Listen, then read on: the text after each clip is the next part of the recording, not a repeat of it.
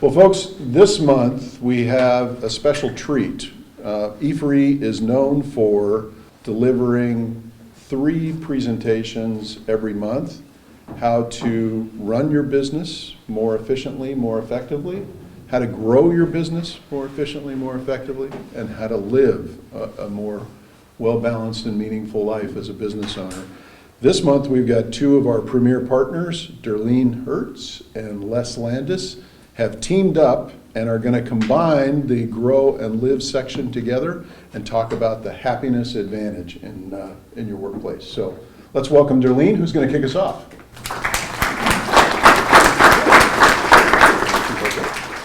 So I'm going to talk about joining the movement of happiness today.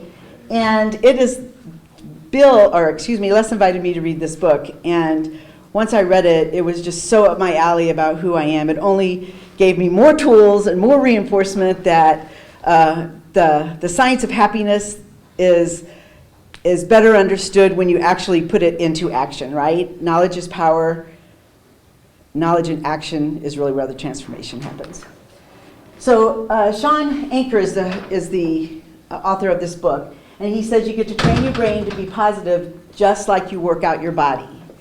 And as we build muscles in our body, as we release things that no longer serve us, the same is true in your brain as well. So we're going to talk about that. What's the definition of happiness? One of the things that I know is that if you cannot define something, you cannot have it. And it's just like success. In my training program, we talk about that. What is your definition for success? Interestingly enough, when you say to somebody, what's your definition for success? They'll tell you, well, I'll tell you one thing that it's not. And I'll tell you another thing that it's not. I'm not asking you that. What's your definition of success? And so Sean describes it as happiness is the joy you experience moving toward your potential. Just let that sit there for a moment.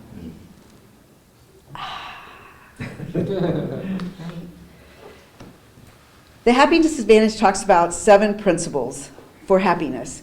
And I'm going to really focus on 2 of them this morning because they would not let me speak for an hour and a half today. So whatever. So the Happiness Advantage, the fulcrum and the lever, which is really the mindset and the power. Okay? The Tetris effect, which is what we will be talking about. Falling up, so it's sort of like failing forward, right? The zero circle, which is really interesting in terms of taking what, in the middle you have the ultimate goal, and then you have the outer circles of how that looks like and how you can start attaching yourself to the outer circles so that you can get to the inner circle, which is whatever your definition of happiness is, right? The 20-second rule, and then social investment. That's the other item that we're going to spend attention on today. So the Tetris effect. Has anybody ever played Tetris? So, oh my gosh, so I'm like the only one that hasn't. Anybody else never done? Okay, let's do it. Anybody ever not played Tetris? That would be me. Oh, thank you, Richard. And so when you play Tetris, the science behind it is that at some point, you try to get everything to line up. But here's the thing. In studies, they had a group of college kids play it for 3 hours straight. Okay, 3 hours straight. And what happened in that 3 hours is that their brain started to think in terms of always organizing these situations. Like they would go to the grocery store and they'd say, now how can I get that fixed there? How does that work? And it showed up in their college, in their work ethic, and all the things they wanted, organized, precise ways of doing things in just 3 hours. And when you talk about that in terms of happiness, it is very interesting. It's what you pay attention to. It's where your perception is, right? So they had a gorilla. Has anybody ever heard of the gorilla experiment? So in the gorilla experiment, they have people out on the basketball court tossing basketballs around, and they had this gorilla just walk through the basketball court. And 46% of the people never noticed the gorilla because it wasn't in their mind to even look for that. They were so focused on what they were doing. So it's where your focus goes is where your energy flows, right? And so I found that so fascinating that a big basketball court, I'm seeing this big gorilla, and yet nobody even noticed it. I'm sure I probably would have been in that 46%. So we have selective perception, right? We literally walk around like this with our perception, right? When Les read this book, he was all about finding those processes and all the things, right? I was all about finding the science behind that. What does that mean? How do we implement that in life? What does that look like in our business? And then Les goes, oh, well, we can put the process in like this way. Oh, that's great, but I'm already over here on how do you make happiness an internal thing? Because when it comes to happiness, the biggest thing that we get ourselves into is that I want to be happy, so I'm going to buy a car. I'm going to be happy, so I'm not feeling happy today, I'm going to go shopping. Not feeling happy today, so I'm going to quit my job. Right? And so it's all that stuff out there. We think that if I get a new car, then I'm going to be happy. If I get a new outfit, then I'm going to feel good. It doesn't work like that. We've got it all wrong, right? Happiness begins inside, not out there. And at some point, we get it, or we don't.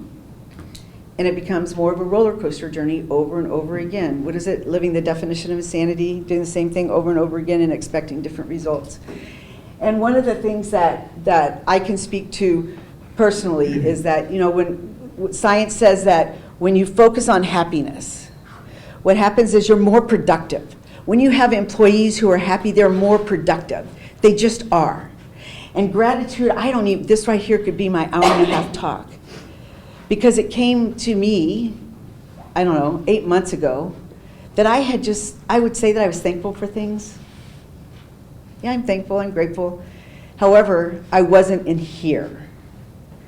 And so I started writing something called the Grateful Letters. Every morning I get up and I write myself a letter, and it's one of my grateful letters. And I take any situation that I experienced the day before. Yesterday, I had the unfortunate mishap of hitting a curb. It was a great big ginormous curb. You guys should have seen it. It came to life. It popped out right in front of me. I couldn't believe that concrete could move like that. And yet it did. Hambo's curb. I know. It was amazing.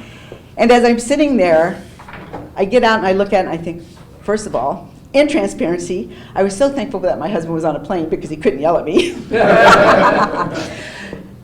But I immediately went to how grateful I was that although it was unfortunate, the police officer that showed up was so kind. He was so nice. Then 2 of his buddies came along, and they just could not do enough for me. One of them got underneath the car and got goopy with okay, so like I broke the axle, okay? So some of those things was laying on the ground, and he got out there and he pulled it up for me, and I was like, you don't have to do that. He goes, well, I want to do this for you. How grateful was I? I have insurance. I could afford the insurance. I could afford the tow truck. The tow truck driver was such a nice guy. We talked about all the things. If you guys know me at all, you know that we talk about all the things. And he was just an extraordinary human, right? And so although that moment of my inattentive made that concrete come to life like that, I was so grateful immediately. And it has taken work. I've trained my brain to do that. Instead of having that selective perception of, oh my God, Steve's going to be so mad and all the things, right? Or, this totally sucks or whatever. I could have gone to that, right? But I have done a lot of work where I go right to gratitude. It's the first thing I say to my clients is, you're going to start a gratitude journal. Because science tells us when you focus on gratitude, it looks all the way different. You start shifting your perspective on overall life. And then we have optimism.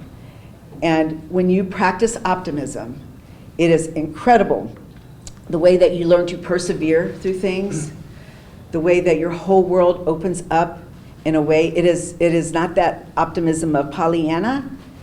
It's that whole shift. They all feed off of each other. When you truly become happy, or when you're truly grateful, you truly become happy, and you truly live an optimal life, full of optimism. The next thing I really want to talk about is social investment. And in terms of business, this is where it's one of the first things that falls short when there's budget cuts. right? So when I became an entrepreneur, I am a social person. I have always had jobs where I was surrounded by people. When I became an entrepreneur, it's lonely at the top. You know, people don't understand your experiences. My family still thinks that I'm crazy because they've always been 9-to-5 jobbers, right? And how in the world could I ever want to be an entrepreneur?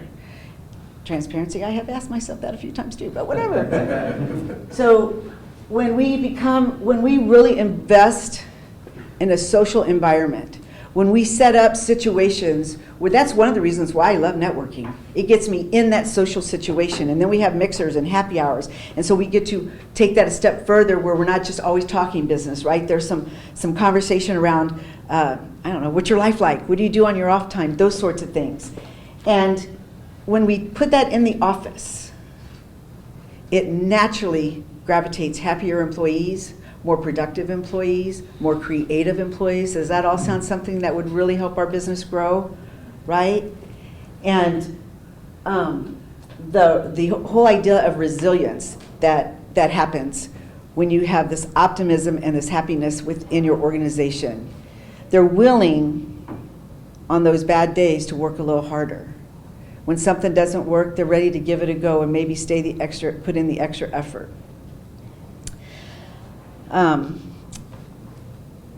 When people invest in their community, this is one of the things that in Sean's book that I went, huh, because I've always been a person that I would say has invested in, I would say, my community.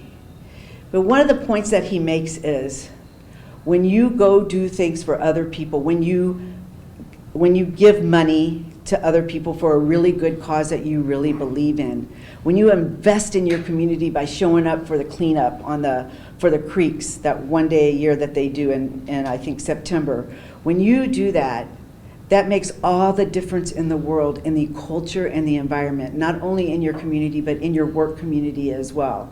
And that's the reason why AA and other groups like that work, those support groups, because they believe in investing in the community like that. And you can be a glue girl or a glue guy. Where do you see yourself? And so what do I mean by that? Are you the person that is the glue in your organization or the glue in your community, the one that people come to and say, hey, this has happened, can you help me through? Hey, we've lost the budget for the happy hours. And that glue person, what they do, they're like, okay, I get that, but I also know how important this is, so that money comes out of their own pocket. Because they know, they understand the glue has to happen in order for the environment to stay together. And the last thing that we're going to talk about is the ripple effect. You know, many years ago when I lived out in Forestdale, I was running through the Starbucks in Wentzville, and I always have considered myself a giving person, right? You know, but it was the first time it was reversed on me. The person in front of me bought my coffee, and I was like, oh my gosh, that was so cool! You know, so what did I do? I bought the guy behind me coffee, right? And I don't know how long that continued, but I know that feeling was really unique to me because I'd always been the giver, and I was good with that, right? Except for when it was given to me. Turned out I was good with that too.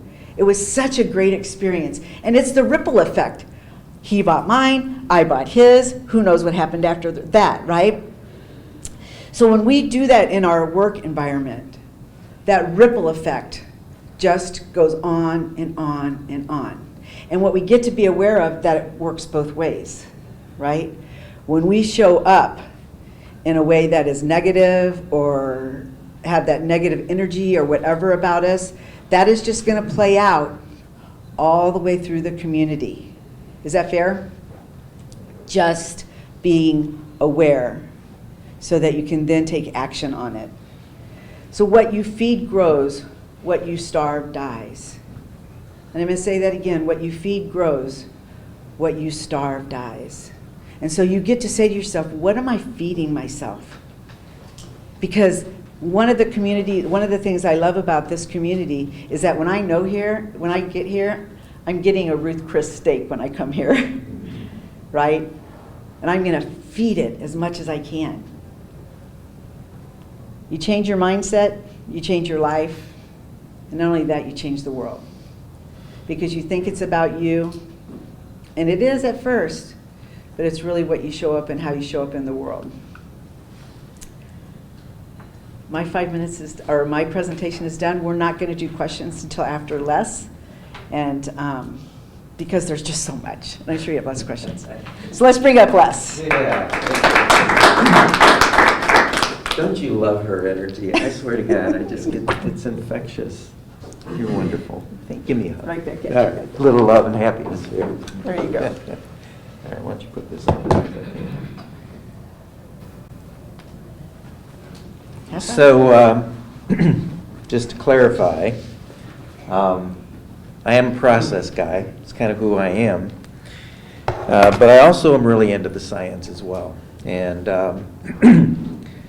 the title of mine is Reversing the Formula for Happiness, because that's really kind of the statement that Sean makes in all of his work, in his book, and in his TED Talk, which, by the way, is fabulous. It's one of the best 12 minutes you'll ever see. And the principle is pretty simple. We operate, as Derlene was suggesting, from the premise that if we get success, we'll be happy. Instead of adopting a happiness mindset that then leads to happiness.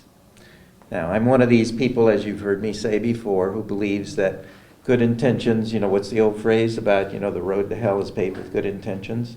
We all want to do this. We all know we should do these things. But we are creatures of habit. And we will continue to do the same crap over and over and over and over again, whether it's serving us or not.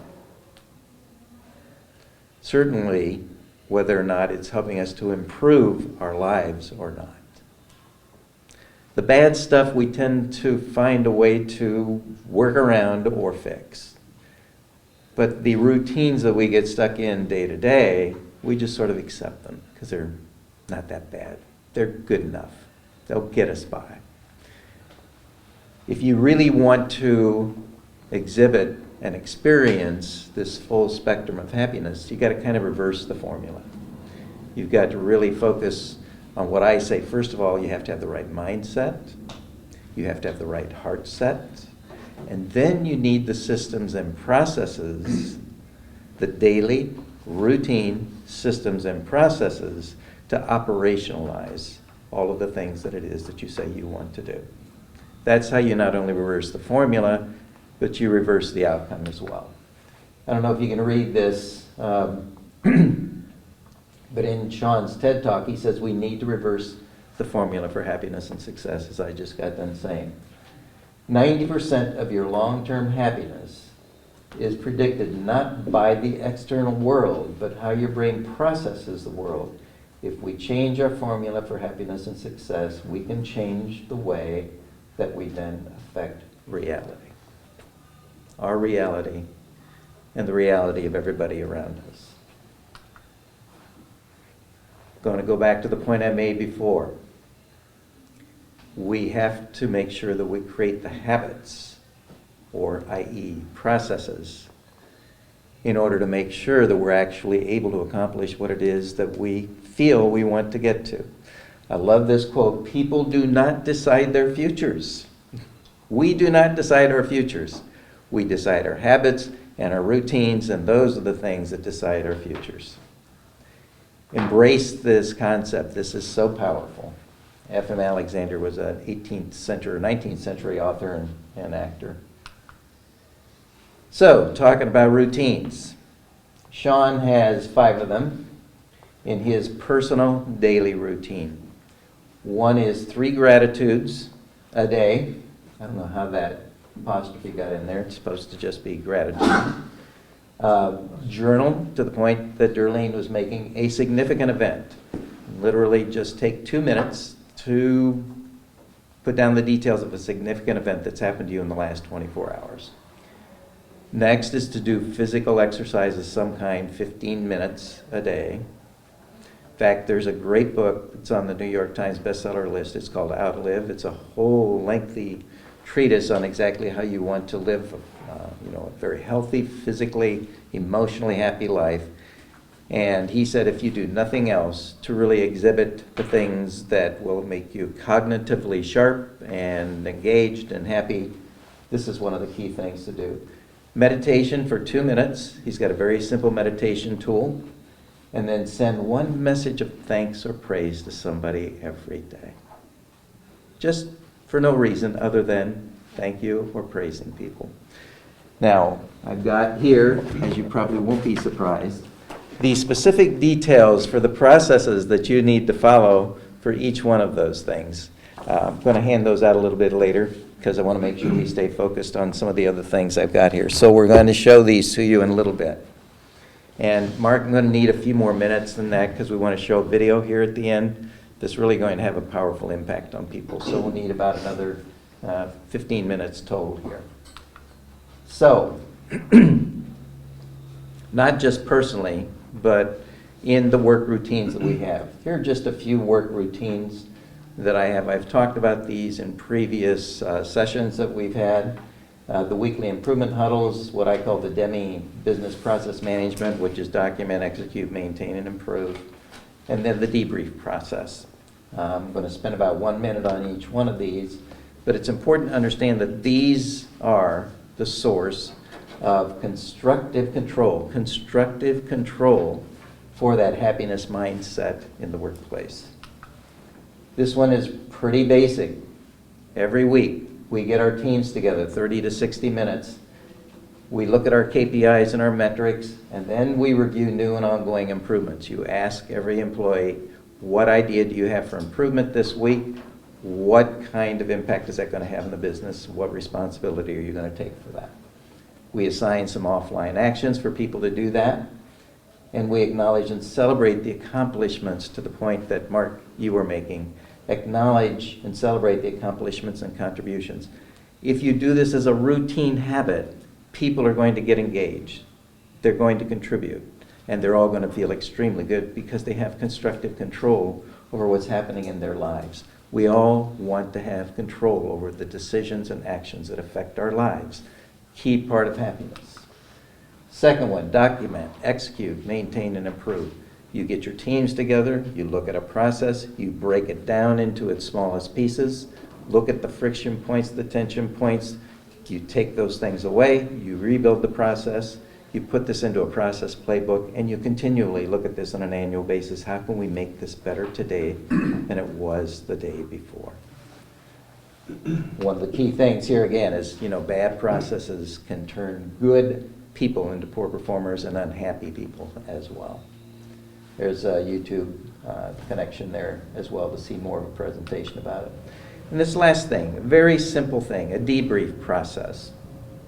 When you get done with a particular project or activity or initiative or whatever, 3 steps. Step 1, I like.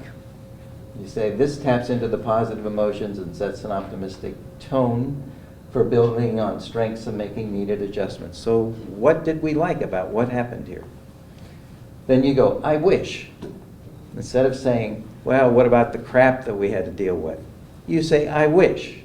You put yourself forward to where it is that you want to be. So it allows sharing feelings about the problems and shortcomings with supportive intent and productive critique. I wish. Instead of, well, what was the bad crap we had to deal with? And then last is, okay, what if? Fosters the freedom to imagine potential solutions with openness to input from multiple perspectives. So what if we did this next time? What if we did that? So these 3 things really create a kind of a constructive control which results in a happiness kind of mentality and sense of well-being. How many of you are familiar with the book Atomic Habits by James Clear? Freaking amazing book. And one of the things he talks about is winners and losers have the same goals. Now think about that. Winners and losers have the same goals. Create habits for continuous improvement, and the results will fix themselves. I want to share this. How many of you are familiar with America's Got Talent? okay? This woman, Jane Markowitz, came on and auditioned, and as it turns out, she had a very serious disease at the time.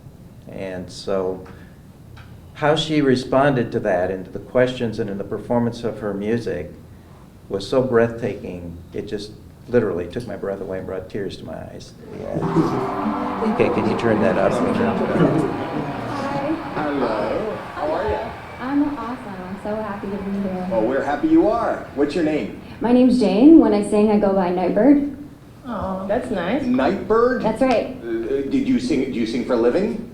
Not recently. Where are you from? I'm from Zanesville, Ohio. Okay. How old are you? I'm 30. 30 years old. And the dream is to be a singer. What are you going to be singing for us tonight? I'm singing an original song called It's Okay. It's okay. Yeah. It is. It's okay. It's okay. What is It's Okay about? It's Okay is the story of the last year of my life. All right. And who are you here with? I'm here by myself. It's okay. And what do you do for a living? I have not been working for quite a few years. I've been dealing with cancer. Oh, sorry. No, it's okay. Okay. Yeah, I'm okay. All right.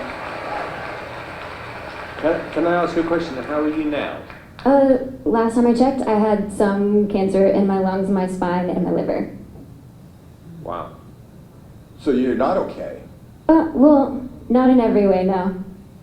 You got a beautiful smile and a beautiful glow, and You do. nobody would know. Thank you. It's important that everyone knows I'm so much more than the bad things that happen to me. Yes. All right, sing for us. Good luck. Nightbird.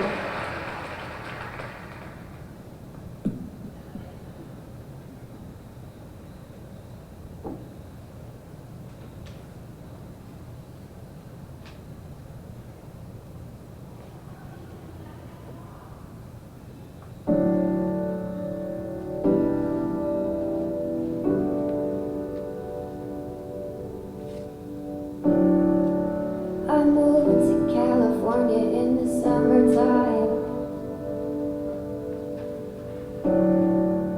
I changed my name thinking that it would change my mind.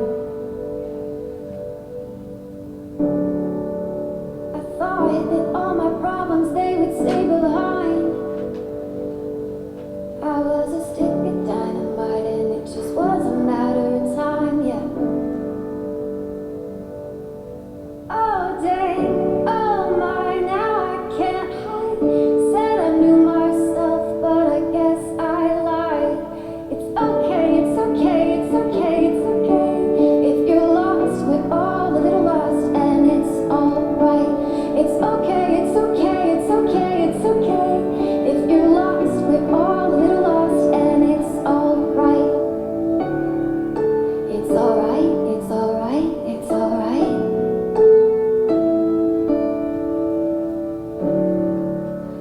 I wrote 100 pages, but I burned them all. Yeah, I burned them all. I blow through yellow lights and don't look back at all. I don't look back at all. Oh dang, oh my, now I can't hide. Said I knew what I wanted, but I guess I lied. It's okay, it's okay, it's okay, it's okay. If you're lost, we're all a little lost, and it's alright. It's okay, it's okay, it's okay, it's okay. If you're lost, we're all a little lost, and it's alright. Oh, it's alright to be lost sometimes.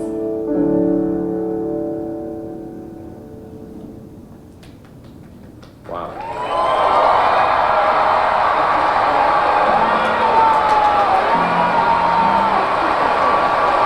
Pay attention to what she says.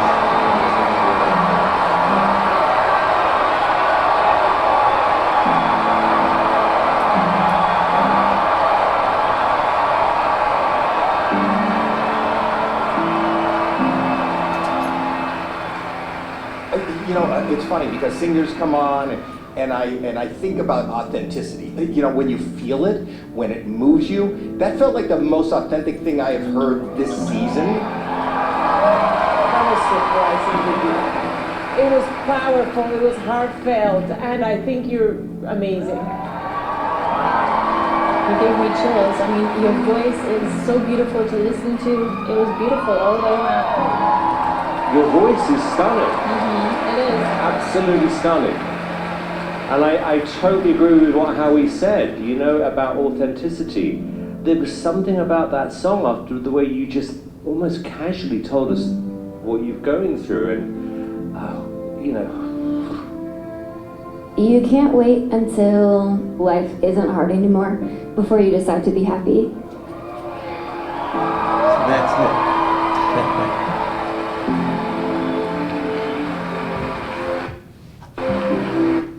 So that phrase, can you get this off so I can go back to the, you know, you can't wait until life isn't hard anymore to decide you're going to be happy. And the kinds of things that Derlene has talked about, the kinds of things that Sean talks about in his book, the kinds of things that you can do here will help make sure that you don't wait. I think you've got it right there. I've just got to go forward with it. We'll see. Yeah, so that's it. You know, I'm so much more than the bad things that happened to me. I'm so much more than the bad things that happened to me. And you can't wait until life isn't hard anymore before you decide to be happy. So, Derlene, you want to come on up? Any questions or comments that people have?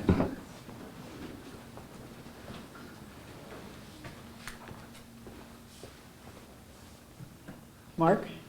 Well, I mean, going back to about life being hard, a lot of people, I've heard this saying before, if you think you got a lot of problems, you hear about someone else's you probably want to trade, you'll probably end up keeping your own. Yeah.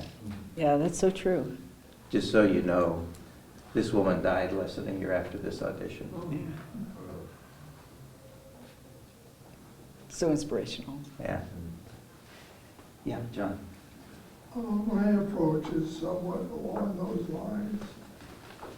My approach is that the man upstairs has laid out my life for me, and that the goods and the bads were all part of this life, and that when things are tough, actually they're there for a reason.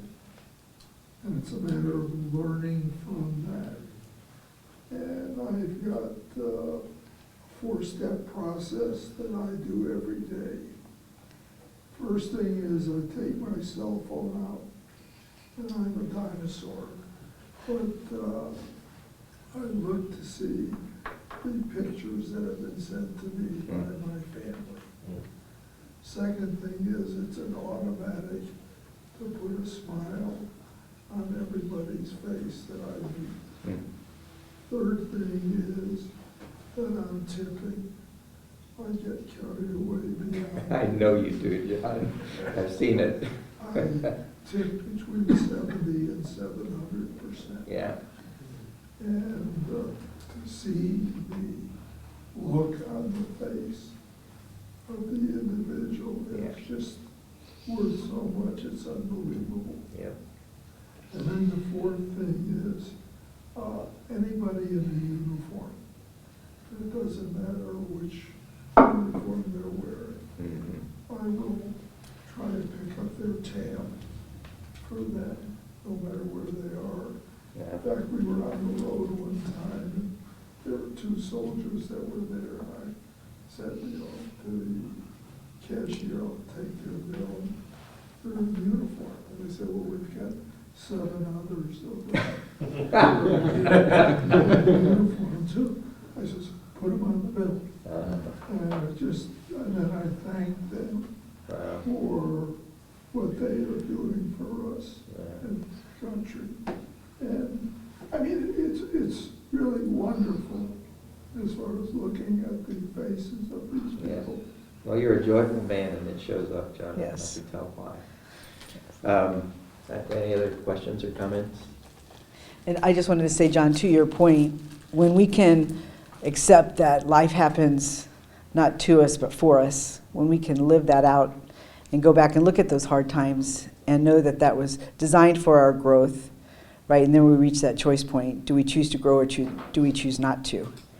You know, and you're such a perfect example how you've always chosen to grow. And thank you for sharing that. Yeah. How many of you are familiar with an organization called the Seeds of Happiness? Few.